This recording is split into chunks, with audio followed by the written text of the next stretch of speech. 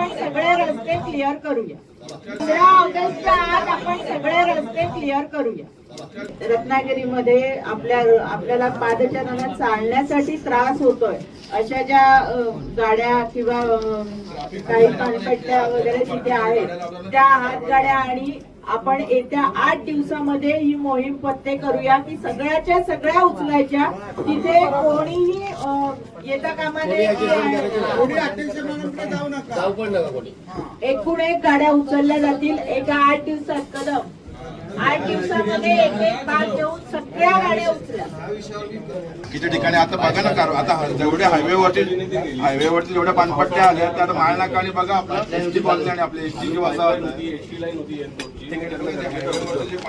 भविष्यात light meter पण लगेच भेटतो. सगळ्यांवर कारवाई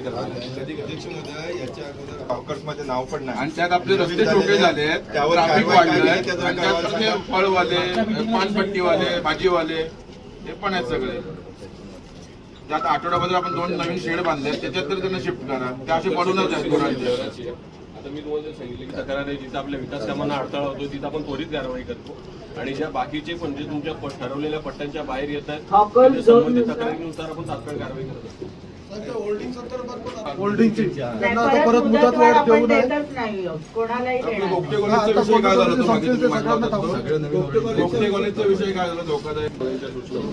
एवढे हे पॅरलल होल्डिंग तुम्हाला रस्त्याने देत आहेत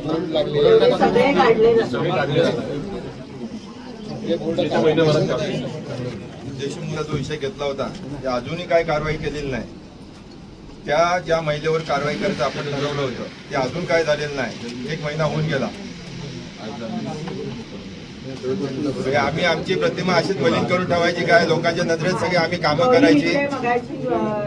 म्हणजे नगरपालिकेचे लोक हप्ता घेतात आणि आता पहिल्या प्रस्तावना देताना विषय काय म्हणतात नगरपालिकेची बदनामी होते त्यासोबत आमच्या नगरसेवकाची पण बदनामी होते. दौरे केली गेली. आता त्यांची शिक्षा काय होते आता माहिती नाही मला. ते पण दुसऱ्या प्रकरणात अडकलेले आहेत.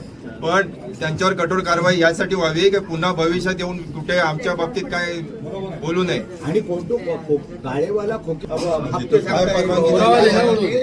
बोलवा ना त्याला कोणाला अधिकारी चोर आहेत नगरसेवक चोर आहेत. चोर म्हणजे काय सांगू दे ना. आजच्या मंजूर करूया की जे कोणी नगरपालिकेची उगीच नाहक बदनामी करतायत त्याच दिवशी त्यांच्यावर आपण गुन्हा दाखल करूया. आजच्या याच्यावर मध्येच आपण हा ठराव पास करूया. आणि दुसरी गोष्ट जेवढे रत्नागिरीमध्ये आपल्याला पादचारणात चालण्यासाठी त्रास होतोय अशा ज्या गाड्या किंवा काही पानपट्ट्या वगैरे तिथे आहेत त्या हातगाड्या आणि आपण येत्या 8 दिवसामध्ये ही मोहीम पत्ते करूया की सगळ्याच्या सगळ्या उचलायच्या. तिथे कोणीही येता कामा नये.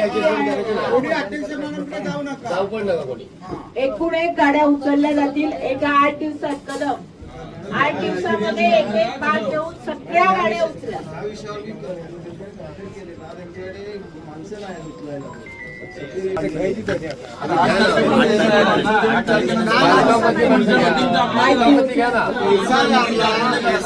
बांधकामचा गौंडी काढलाय कामाला.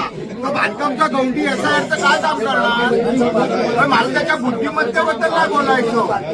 आता गौंडी काम करणाऱ्या माणसाला SIR ला काढतात. एक काम करूया 8 तारखेपर्यंत SIR मध्ये अडकलेली आहे ते झालं की ताबडतोब 8 दिवसामध्ये करून घेऊया. 15 ऑगस्टच्या आत आपण सगळे रस्ते क्लिअर करूया.